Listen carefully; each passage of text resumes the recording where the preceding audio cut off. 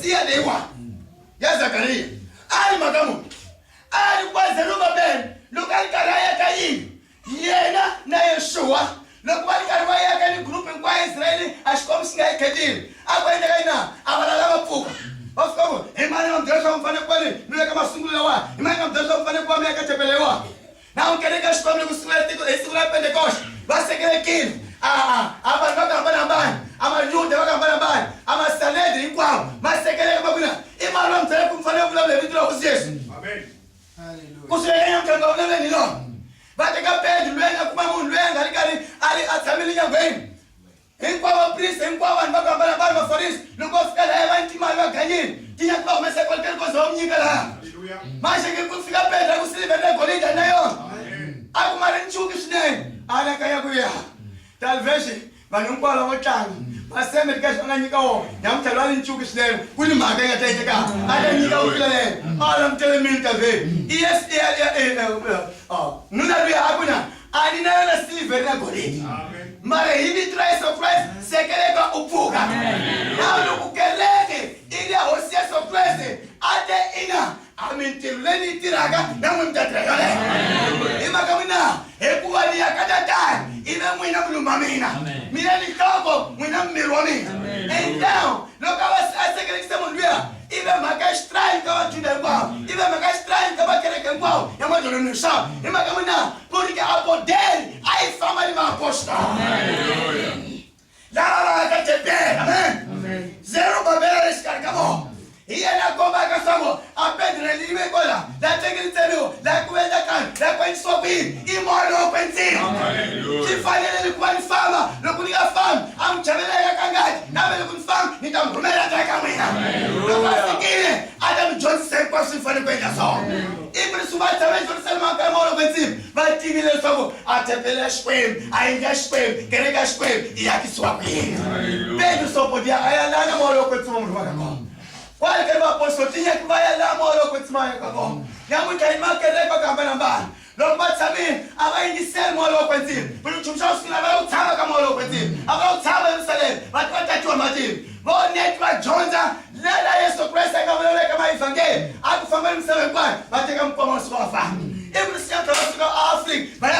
Amerika wa Afrika enda madenomesa bali kuchinchana ni evangeli atema wasati wa wanuni bachumela evangeli pulpit ima kamna bali kama haramo kwetim haleluya mara mwana kwetim loko unyimela Yerusalem utakutele saku wasali akuselekate isebeti yakala nokole imashwele chumela evangeli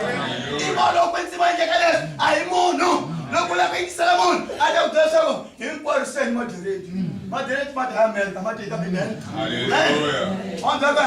bibana wa Israel abatira agibin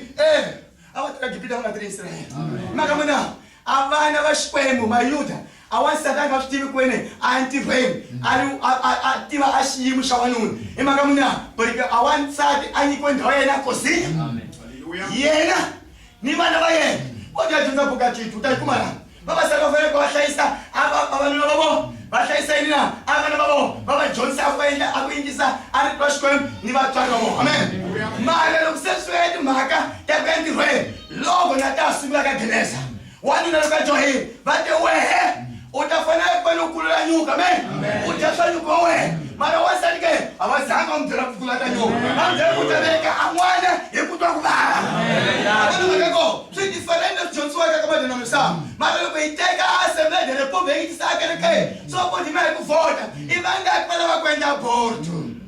swi vananisa swinyingi swa hi karhata anda ku sekanisa se wa vanhu va ku hina ha pfumela ive trash leyi nga nyamukela xikwembu i ku hi pfumela ku muxumbarile n'wini mara loko a hi yeka ka xikwembu a ma wona loko ndzimi a wu to teka kula directamente ku nga na mavhota xikwembu lavekaka endawu a ri twa xikwembu loko leli koka vanhu tengi moya loko kwenzima u fambisa vanhu loko u fambisa vanhu va ta kona twa xikwembu ivi va endla ku rhandza ka xikwembu ibrisi loko va ri karhi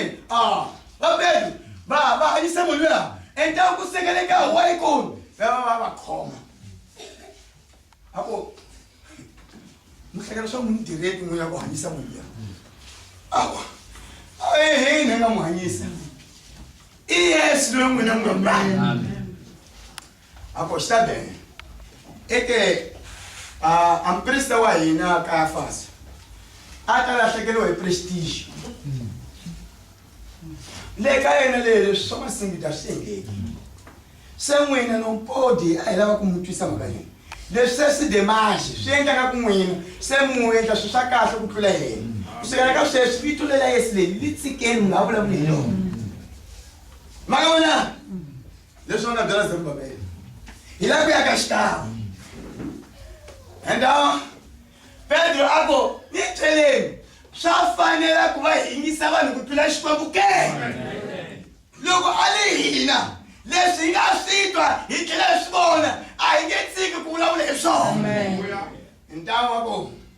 a xiparakula hi va chavisanyana va teka murhongo a va kwapa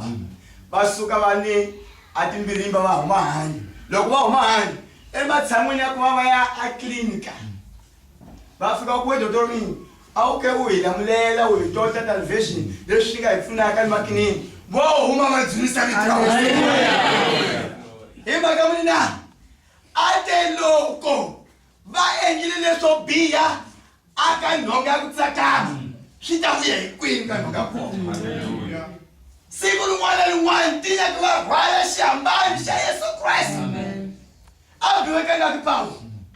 i ka nga ka pona kufa i ka nga ka a lamuleliwa parakweni a nga dlayiwi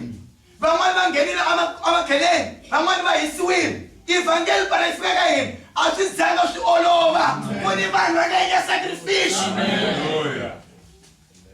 i Daniel a loko a vona vision ya ku va assistant wa malembe ma hetisekile va fanele ku va suka a vukhumbini va veka a muti wa Yerusalema a te ina ku ta fika nkama lowu loko tempele liya yi yakiwa i nga ta yekiwaka hi nkarhi wa angusti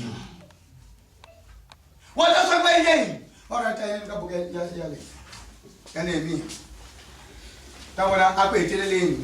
nguva leti heta hi gamaka tona loko u vona hi ndlela leswi swi tikaka hi yona para evangeli ya ntiyiso para ku ve ni munhu a yi